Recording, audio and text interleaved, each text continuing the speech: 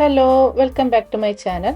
നമ്മളിന്ന് വളരെ സിമ്പിളായിട്ട് ഉണ്ടാക്കാൻ പറ്റുന്ന ഒരു കോക്കനട്ട് പുഡിംഗ് ആണ് ഉണ്ടാക്കുന്നത്. നമുക്ക് നമ്മുടെ വീട്ടിൽ തന്നെയുള്ള വെറും 3 ചേരുവകൾ വെച്ചിട്ട് ഈ ഒരു കോക്കനട്ട് പുഡിംഗ് ഉണ്ടാക്കാൻ വേണ്ടി പറ്റും. അപ്പോൾ നമുക്ക് എങ്ങനെയാണ് ഈ ഒരു കോക്കനട്ട് പുഡിംഗ് ഉണ്ടാക്കുന്നതെന്ന് നോക്കാം. ഈ ഒരു കോക്കനട്ട് മിൽക്ക് പുഡിംഗ് ഉണ്ടാക്കുവാനായിട്ട് നമുക്ക് മെയിനായിട്ട് വേണ്ടത് തേങ്ങാപ്പാലാണ്. അപ്പോൾ തേങ്ങാപ്പാൽ എടുക്കുവാനായിട്ട് ഞാനിവിടെ ഏകദേശം ഒരു 3 കപ്പ് തേങ്ങ ചിരകിയത് എടുത്തിട്ടുണ്ട്. 250 ml കപ്പിലാണ് അളന്നെടുത്തത്. ആ സെയിം കപ്പിൽ 1/4 കപ്പ് കോൺഫ്ലോറും 1/2 കപ്പ് പഞ്ചസാരയും എടുത്തിട്ടുണ്ട്. ഇനി നമുക്ക് ആദ്യം തന്നെ തേങ്ങാപ്പാൽ എടുക്കണം. അതിനായിട്ട് നമ്മൾ ചിരകി വെച്ച തേങ്ങ മുഴുവൻ മിക്സിയുടെ ജാറിലേക്ക് ഇട്ട് കൊടുത്തിട്ടുണ്ട്. അതിലേക്ക് 1/2 കപ്പ് വെള്ളം ചേർത്ത് കൊടുക്കുന്നുണ്ട്. അതായത് നമ്മൾ എത്ര തേങ്ങ എടുക്കുന്നോ അതിൻ്റെ പകുതി അളവിലാണ് വെള്ളം എടുത്തത്. ഇനി ഇങ്ങനെയല്ല എന്നുണ്ടെങ്കിൽ നിങ്ങൾക്ക് തേങ്ങാപ്പാൽ കടയിൽ നിന്ന് വാങ്ങിക്കാൻ കിട്ടും, അത് വെച്ചും ഉണ്ടാക്കാവുന്നതാണ്. അപ്പോൾ ഇതാ നമ്മൾ ഒന്ന് മിക്സിയുടെ ജാറിൽ അടിച്ചെടുത്തിട്ടുണ്ട്. നന്നായിട്ട് അങ്ങ് അരഞ്ഞു പോകാനൊന്നും പാടില്ല. അപ്പോൾ ഇങ്ങനെ അടിച്ചെടുത്ത തേങ്ങാപ്പാൽ നമ്മൾ പുഡിംഗ് ഉണ്ടാക്കുന്ന ആ ഒരു പാത്രത്തിലേക്ക് ഡയറക്റ്റ് അരിച്ച് ഒഴിച്ചിട്ടുണ്ട്. ഇനി നമുക്കിതിലേക്ക് നമ്മൾ എടുത്തു വെച്ചിരിക്കുന്ന പഞ്ചസാരയും കോൺഫ്ലോറും ചേർത്ത് കൊടുക്കാം. എന്നിട്ട് നന്നായിട്ടൊന്ന് മിക്സ് ചെയ്ത് കൊടുക്കാം. ഈ സമയത്ത് നമ്മൾ സ്റ്റൗ ഓൺ ചെയ്യാൻ പാടില്ല. നന്നായിട്ട് മിക്സ് ചെയ്ത് കൊടുത്തതിന് ശേഷം മാത്രമേ സ്റ്റൗ ഓൺ ചെയ്യാൻ പാടുള്ളൂ.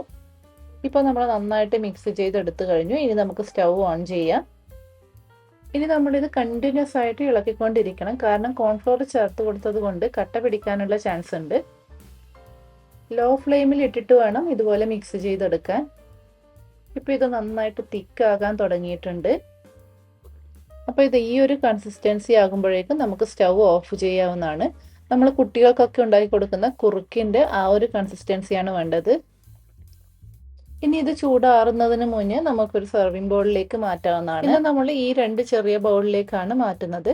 അപ്പോൾ ആദ്യം തന്നെ അതിൽ കുറച്ച് കോക്കനട്ട് ഓയിൽ ബ്രഷ് ചെയ്ത് കൊടുക്കാം. കോക്കനട്ട് മിൽക്ക് പുഡിംഗ് ആയതുകൊണ്ട് തന്നെ കോക്കനട്ട് ഓയിൽ യൂസ് ചെയ്യുന്നതാണ് നല്ലത്. അപ്പോൾ ഇങ്ങനെ ചെയ്ത് കൊടുക്കുമ്പോൾ പുഡിംഗ് നമുക്ക് പെട്ടെന്ന് വിട്ട് കിട്ടും.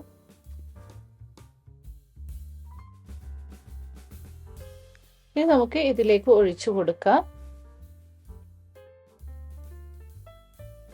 അപ്പോൾ ഇതാ നമ്മൾ 2 ബൗളിൽ നിറയെ ഒഴിച്ചു കൊടുത്തിട്ടുണ്ട്. ഇനി ഇത് നമുക്ക് ഫ്രിഡ്ജിൽ വെച്ച് ഏകദേശം ഒരു 3 മണിക്കൂറെങ്കിലും തണുപ്പിച്ചെടുക്കണം. ആ ഒരു സമയം കൊണ്ട് ഇത് സെറ്റായി കിട്ടും. അപ്പോൾ ഇത് നമ്മൾ 3 മണിക്കൂർ ഫ്രിഡ്ജിൽ വെച്ച പുഡിംഗ് ആണ്.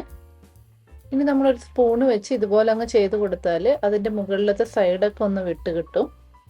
ഇനി നമുക്കിതൊരു പാത്രത്തിലേക്ക് മാറ്റാം. അപ്പോൾ ഇത് പാത്രത്തിലൊന്നും ഒട്ടി പിടിച്ചിട്ടില്ല, കറക്റ്റായിട്ട് സെറ്റായി കിട്ടിയിട്ടുണ്ട്.